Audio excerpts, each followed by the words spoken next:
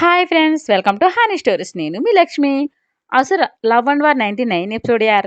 పూల బొకే తీసుకుని హాస్పిటల్కి వచ్చాడు బ్లాక్ షిప్. కళ్ళు మూసుకుని పడుకుని ఉన్న మేఘ చెవిలో బేబీ అంటూ మెల్లగా పిలిచాడు. టక్కున కళ్ళు తెరిచి తన ఎదురుగా ఉన్న పర్సన్ చూసి కళ్ళు చిట్లించింది. టోటల్ గెటప్ మార్చుకుని వచ్చాడు, ఎవరో గుర్తించకుండా. నేనే అని తనకు మాత్రం వినిపించేలా చెప్పాడు. కస్సుని లేచింది కోపం. కోపంతో చంపేసేలా చూస్తూ వాట్ ద హెల్ అంటూ పళ్ళు బిగబట్టింది. అన్ని తర్వాత చెప్తా, ఇందులో ఫోన్ ఉంది చూడు అని చెప్పి, మిస్ మీరు త్వరగా కోలుకోవాలని ఆకాంక్షిస్తున్నా అని చెప్పి వెళ్ళాడు. సుమ అనుమానంగా చూస్తూ ఎవరే అతను అని అడిగింది. బొకే పక్కన పెట్టుకుంటూ నన్ను సేవ్ చేసింది అతనే అంది మేఘ. ఇంకేం రెట్టించకుండా లేస్తే అన్నం పెడతా అంది సుమ. నేను కాసేపు ఆగి తింటా అని కళ్ళు మూసుకుంది మేఘ. జయంత్ దగ్గర నుంచి బయలుదేరి ఆఫీస్కి రాకుండా లోన్లీ ఫేస్లో కారు ఆపి సీట్ వెనక్కి తలవాల్చి కళ్ళు మూసుకున్నాడు వేద్. గడిచిన కాలం కళ్ళ ముందు మెదులుతుండగా నైట్ రోషిని అన్న మాటలు మననం చేసుకున్నాడు. వేద్ మనం చూసేవన్నీ నిజాలు కాదు, ఇతరులు చెప్పేవన్నీ సత్యాలే అవవు. అది ఒకటి గ్రహించు చాలు. దేవ్ నిజంగా నిన్ను మోసం చేస్తే మనిషేనా? ఐ మీన్ తన కోసం నాకేం తెలియదు. బట్ నువ్వు ట్రీట్మెంట్ కోసం వచ్చినప్పుడు తను నీకోసం ఎంత తాపత్రయపడ్డాడో తెలుసు. ఒక్కొక్కరు ఒకేలా తమ మది భావాలను ఎక్స్ప్రెస్ చేస్తారు. దేవు మాటల కంటే చేతల్లో తన ఎఫెక్షన్ చూపిస్తాడు. తన వాళ్ళ కోసం కేర్ తీసుకుంటాడు. అది అతి జాగ్రత్తే కావచ్చు. ఆ పద్ధతి అందరికీ నచ్చదు. మేబీ నీ సిస్టర్కి కూడా అది నచ్చలేదు అనుకుంటా. అందరిది ఒకలాంటి మనస్తత్వం కాదు వేద్. లై గురించి తెలిసిన దాన్ని బట్టి ఒక సైకాలజిస్ట్గా నేను గ్రహించింది ఏంటంటే, మీరందరూ తనకే ఎక్కువ ప్రయారిటీ ఇవ్వాలి. ఆమెను స్వేచ్ఛగా ఎగరనివ్వాలి. రిస్ట్రిక్షన్స్ పెడితే తనకు నచ్చదు. ఒకరి మాట వినాలన్నా, తనని మరొకరితో కంపేర్ చేసినా నచ్చదు. అది ఫస్ట్ నుండి ఉంది. జాను విషయంలో మీరందరూ కేర్ తీసుకోవడం, ప్రేమని పంచడం తను సహించలేకపోయింది. అందుకే దేవికి వ్యతిరేకంగా చేయడం మొదలుపెట్టింది. అతన్ని సాధిస్తున్నాను అనుకుని తనకు నచ్చని వ్యక్తిని పెళ్లి చేసుకుని సెల్ఫీగో సాటిస్ఫై చేసుకుంది. ఇదో రకమైన ఫోబియా అనే చెప్పొచ్చు. ఇలాంటి మనస్తత్వం ఉన్నవాళ్ళే శత్రువులకు టార్గెట్ అవుతారు. జయంత్కి అవగాహన ఉండే లైని తెలివిగా యూజ్ చేసుకున్నాడు. ఆమె ద్వారా నిన్ను తన గ్రిప్లో పెట్టుకుని దేవుని సాధించాలని ఎత్తుగడ వేశాడు. మీ అన్న చెల్లెలు ఈజీగా తన వలకు చిక్కారు. నిన్ను మోసం చేసింది చైత్ర, మేఘ అనేది ఎవరో కూడా నీకు గ్రహించలేనంతగా మైకంలో కూరిపోయావా అని సూటిగా ప్రశ్నించింది రోషిని. అతడు సమాధానం చెప్పలేక మౌనాన్ని ఆశ్రయించాడు. అది గుర్తు చేసుకుని చిన్ను మెచ్యూరిటీగా ఆలోచిస్తుంది. ఎవరిని నొప్పించకుండా తనకు కావాల్సింది దక్కించుకుంటుంది. మరి లయ అని క్వశ్చన్ వేసుకున్నాడు వేద్. ముంబైలో తనను కలిసినప్పుడు దేవు మీద లయ చెప్పిన మాటలు గుర్తు చేసుకుంటూ దీర్ఘాలోచనలో పడ్డాడు. దేవు నిధిని ప్రేమించి మోసం చేసి చంపాలని చూశాడు అన్నయ్య. తను లక్కీగా బ్రతికింది. పాపం ఈరోజు పిచ్చిదయ్యింది. ఒక ఆడపిల్ల మనసుతో ఆటలాడాడు. ఐ హేట్ హర్ అంది లయ. నిధిని దేవ్ లవ్ చేశాడా అనుకోగానే తన మనసు కాదు అనే సమాధానం ఇచ్చింది. ఎస్, వాడు అలా ఆడపిల్లల లైఫ్ని స్పాయిల్ చేయడు. వాడు కాదు, జయంత్ పర్సనల్ గర్ల్స్తో చేస్తున్నాడు అనుకుని ఎడతెగలని ఆలోచనలతో కాలాన్ని కరిగించాడు వేద్. మనిషో కాలమో ఏదో ఒకటి మనిషిని మార్చడానికి కారణమవుతుంది. త్రోవ తప్పిన ఆలోచనలు సరైన మార్గంలో పెట్టేందుకు మనసుకి దగ్గరైన వాళ్ళు ఎవరో ఒకరు ఉండాలి. ఫ్రెండో వెల్విషరో. తప్పుగా ఎత్తి చూపించడం వల్ల చిన్నతనం ఏం కాదు, మనల్ని మనం సర్దిద్దుకునే అవకాశం అనుకోవాలి. నైట్ తనకు స్వీట్ టార్చ్ ఇచ్చిన దేవ్ వైపు గుర్రిగా చూసిన చైత్ర. చేతబడి చేసేదానిలో చూస్తావేంటే, లుక్ మార్చు అని నవ్వాడు దేవ్. ఆ నిన్ను అంటూ మెడ పట్టుకుని నొక్కింది. కొంచెం కిందకు కూడా నొక్కి బాగా టైర్డ్ అయ్యాను, జబ్బలు నొప్పుగా ఉన్నాయి నుడికించాడు. పో నీతో పలక నేను అని మూతి బిగించింది. భర్త ప్రేమ పంచి తీడుస్తావేంటే, బాగుంది కదూ అంటూ పిక్చర్ రొమాంటిక్గా చూశాడు. రెండు కొట్టి నాకు బ్యాక్ పెయిన్ వస్తుంది అని ఎడమొహం పెట్టింది. మూరైనా ఏది చూడండి 2 టైమ్స్కి ఎంత అలాడిపోతావేంటే అని మెల్లగా వెన్నుపూస మీద వేళ్ళతో ఫ్రెష్ చేశాడు.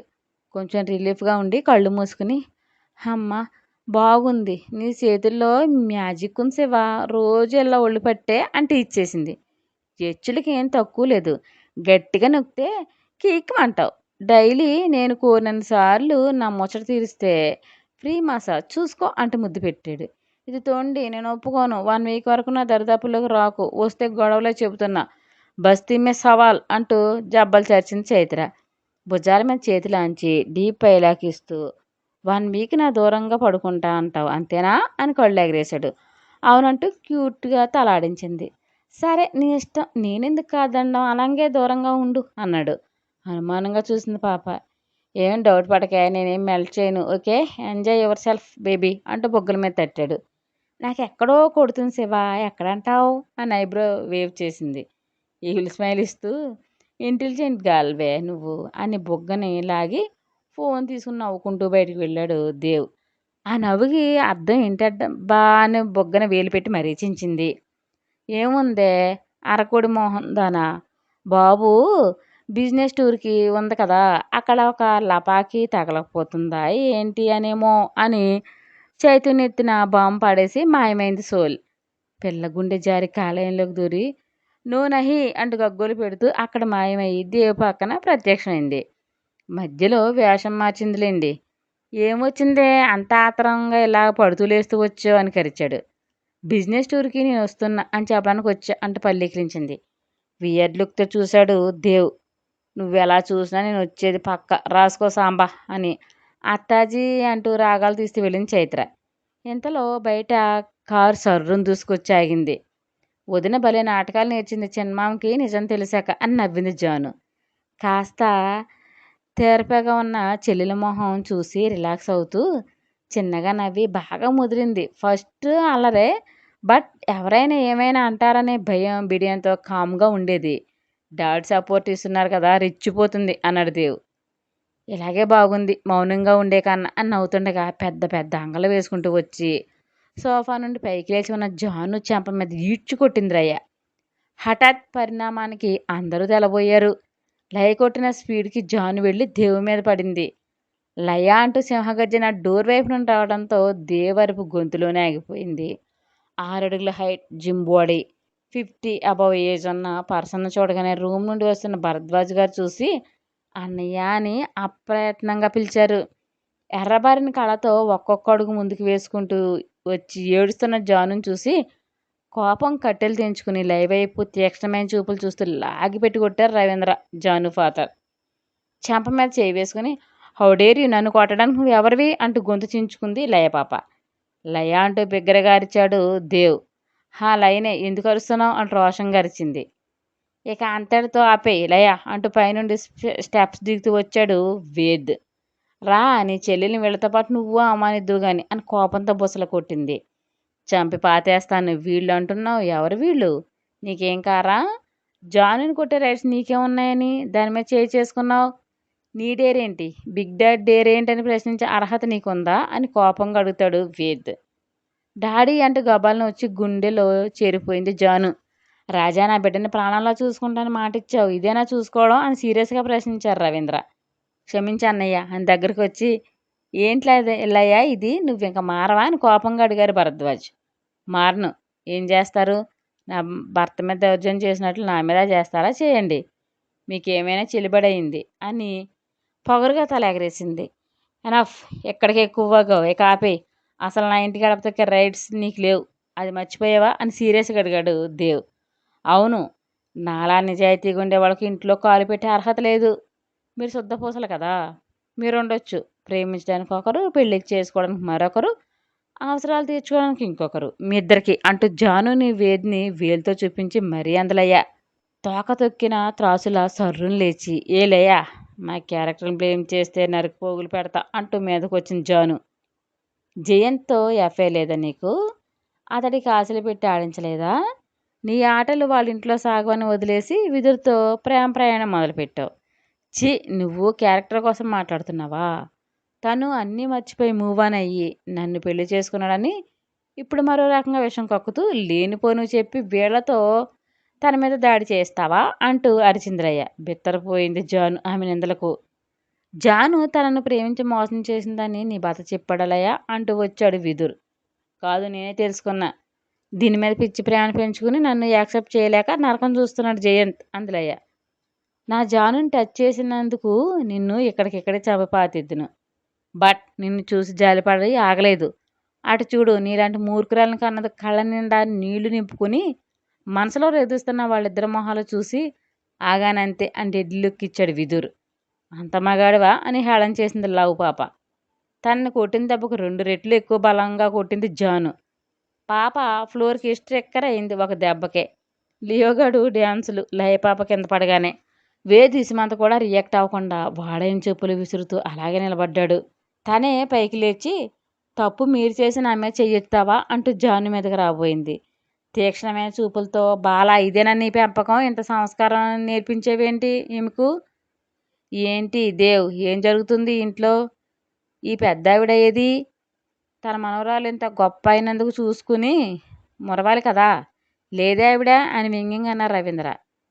బిగ్ డాడ్ ప్లీజ్, ఒకరి ప్రవర్తనకు మరొకరిని ఎప్పటికీ బాధ్యులు కారు, అది నేనైనా మీరైనా, ఇలాంటి సెల్ఫిష్లు అయినా అని లై వైపు సీరియస్గా చూస్తూ అన్నాడు దేవ్. నేను కాదు సెల్ఫిష్ని, మీరంతా గుడ్డివాళ్ళు. ఇది ఎంత కన్నింగ్ మెంటాలిటీతో మీరు చూడలేనిది అందులు అంటూ గొంతు చించుకుంది లయ్య. మరొక మాట నీ నోటి అంట వేస్తే కూతురు అని కూడా చూడను, చంపేస్తానని కోపంగా అరిచారు బాలా అంకుల్. అది మనకి ఏం కాదండి, మనల్ని ఎంత ఏడిపించి అవమానాల పాలు చేసింది, మనకే బంధం లేదు అంది రుక్మిణి. మామ్, నేనేం తప్పు చేయలేదు, చేసిందంత దేవ్ జాను. అయినా వీళ్ళ తప్పులు కనిపించవు నీకు. వీళ్ళని కన్నావా లేక మమ్మల్ని కన్నావా అంటూ ఫైర్ అయింది లయ. లయ ఆపుతావా ఇంకా?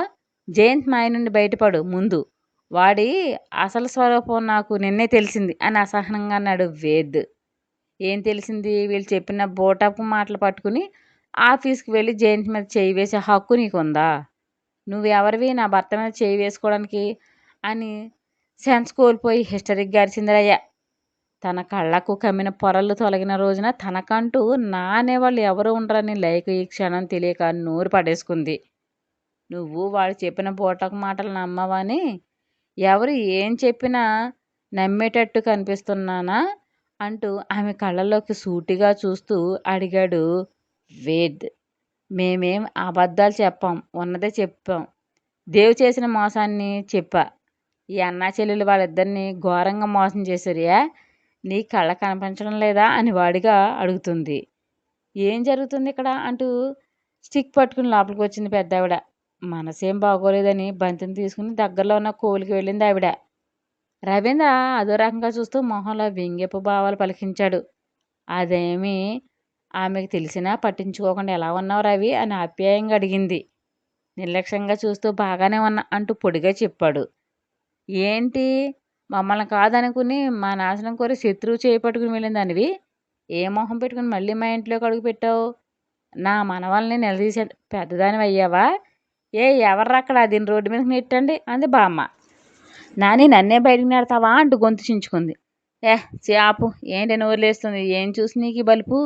ఆడంగి వేదం చూసుకున్నా ఏది ధైర్యంగా చేయలేక ఆడవాళ్ళని అడ్డం పెట్టుకుని ఆటలాడుతున్నాడు. చీరేసి ఎండేస్తారు చూసుకున్నా మనవలు. ఏంటి, చిన్ను వాడిని ప్రేమించిందా, వాడుకుందా? నీది అసలు నూరేనా? ఏదొస్తే అది వాగుతున్నావా? వాడు బాధతో నిన్ను అంగీకరించడం లేదా? అంత గొప్ప ప్రేమ వాడిది. మరి అక్కని ప్రేమించి చెల్లెల్ని ఎందుకు చేసుకున్నాడో అడగకపోయావా? నీకంటే మెదడు మోకాళ్ళ ఉంది. వాడు ఎలా ఆడిస్తే అలా ఆడతావు. అదే ఇదైతే ఆటలు ఎలా సాగుతాయి? అందుకే నిన్ను ఎంచుకున్నాడు. నువ్వేదో పెద్ద త్యాగశీల్లో ఎగిరావు. సిగ్గులేదు నిన్ను తోటి ఆడపిల్ల మీద నిందలు వేయడానికి. చంపి పాతేస్తా ఇంకోసారి తప్పుడు వాగుడు వాగితే. పో బయటకు అంటూ కళ్ళేర చేసిన పెద్దావిడ. వెళ్ళకాయ ఇక్కడ పాతూ పోవడానికి రాలేదు. పరాయి వాళ్ళు మీకు ముద్దు, నేనంటే అలసు, అందుకే అవమానిస్తున్నారు. కన్న తల్లిదండ్రులకే లేదు ప్రేమ, ఇక నీకేం కారుతుంది అంటూ రొసెసలాడింది. ఎవరు పరాయి వాళ్ళు? నా కూతురు నీకంటే ముందు ఇంటి మన వారసురాలు, తర్వాతే నీకు ఆ హక్కు వచ్చింది, అది తెలుసుకుని మాట్లాడు అని సీరియస్గా అన్నారు రవీంద్ర. అన్నయ్య, దీని పిచ్చి మాటలు పట్టించుకోకు. మాకు నలుగురు ఒకటే, అది తెలియక ఇలాంటి పనులు చేసి తను తానే తగ్గించుకుంటుంది. అంతా మా కర్మ అని బాధపడ్డారు బాలాగారు. వచ్చావు వాగావు, నీ విలువ నువ్వే తగ్గించుకున్నావు, ఇక వెళ్ళు. చెప్పుడు మాటలు వింటే అందరూ దూరం అయ్యి ఏకాకి బతుకుతావు. నా అనేవాళ్ళు అండలేకపోతే జీవితం ఎంత దుర్భరంగా ఉంటుందో నీకు ఇప్పుడే తెలీదు. తెలుసుకునేసరికి నీకంటూ ఎవరు ఉండరు లయ్యా, వెళ్ళా అంటూ కోపంగా చెప్పింది బామ్మ. ఆ మాటలకు తనకు వర్తించడంతో మొహం తిప్పారు రవీంద్ర.